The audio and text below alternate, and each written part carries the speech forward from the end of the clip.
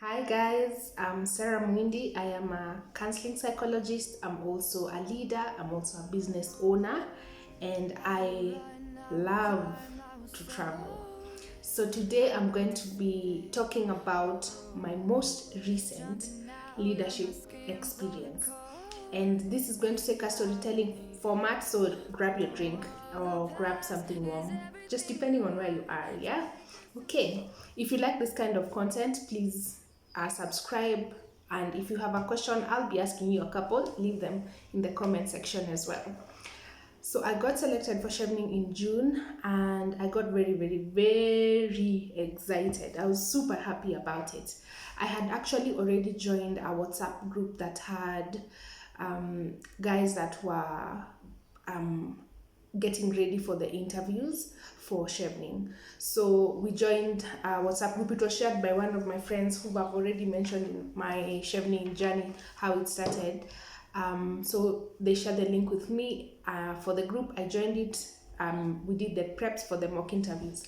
So afterwards, once we got the list of having been conditionally selected, another WhatsApp group was created. I think I saw the link in the one for the interviews, yes. And so I joined that group, and we were quite a number of people. Some, of course, that joined hadn't been selected. Guys, what's up with that, by the way? What's up with that? Why would you be joining a group that you ideally should not be in? Well, yeah, I'm curious. But they tell me what exactly goes on there. All right, comment section. So I joined the WhatsApp group, and in the WhatsApp group, we had three admins who were managing the group and just managing communications, leading just the communications for the guys. And as we're continuing in the group chatting, have you gotten your papers? How are your conditional selection? How are you feeling about it? Have you told anyone? That's exactly the kind of conversations that we were having in the group. So along the way, we had to join a different group. So this is what happened. In that group that I've mentioned, we had people who weren't conditionally selected for Chevening. And they were just silent followers in the group, following the conversations and not commenting. And I remember when we got communication from the Chevening Secretariat that ideally the group should have this number of people. So we invited the representative from Kenya to the WhatsApp group for our WhatsApp group. So when he joined the group, the first thing guys asked is how many people got selected, and we did the tally, and you're seeing well, it's not everyone that's in the group that should be in the group. So we tried to clean it up a little bit, but that wasn't working because now we didn't know who had been conditionally selected, who had not. And so what happened is the leadership for the group, the guys that we had selected, decided that we disband, including the members actually. They decided that we disband the existing WhatsApp group and we create another WhatsApp group. I know, guys, I know this leads to a leadership journey. I know, imagine, stick with me. All right, so we disbanded the admins disbanded the group, and a new group was created. So when the new group was created, I remember before the new group was created, on the old one, we were trying to discuss to have a point person that the secretariat would be talking to, and so we floated the three people that were already our admins. And guys, I'm not very sure exactly what happened. I remember also really pushing because in the group, just to tell the current admins to take up the role of leadership for that, for that WhatsApp group, and for the team, essentially the Chevening guys that had been conditionally selected. So we joined the new group. When we joined the new group, it was a little bit challenging to have our previous admins as representatives, as leaders for the new group, mostly because there wasn't I think one or two of them were not in the country at the time, so time difference issues were coming up, and so I ended up being the comms person for the group. I remember how I had like refused to take that responsibility. I'm not even lying, guys. If you have watched like the most recent previous video that I have done, my life is a lot already. So I was like, God, no,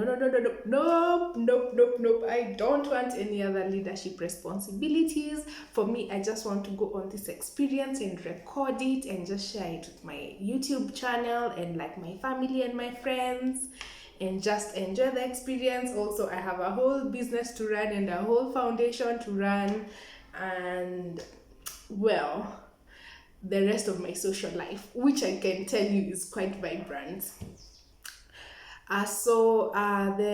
We eventually ended up with the team that had been the admins for our previous group. I had to message them individually and ask them if it would be okay for me to take up the responsibility for comms, since they were still being engaged and some of them were not able to like respond as quickly as it was needed. And so they agreed, and so we joined the new group. I ended up being the one in charge of comms between the Chevening team and the secretariat. So since that day,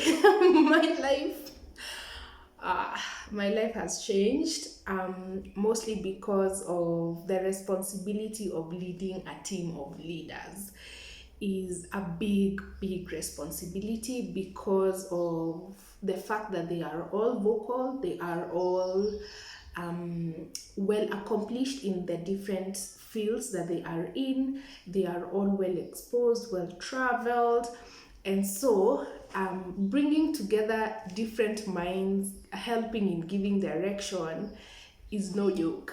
Okay, it is not a joke. However, I am taking it with grace and just having to intentionally create time to manage the comms for the team. It's not easy, especially because I'm also juggling quite a lot in my personal life. So this leadership role that I had really tried to avoid, I ended up having.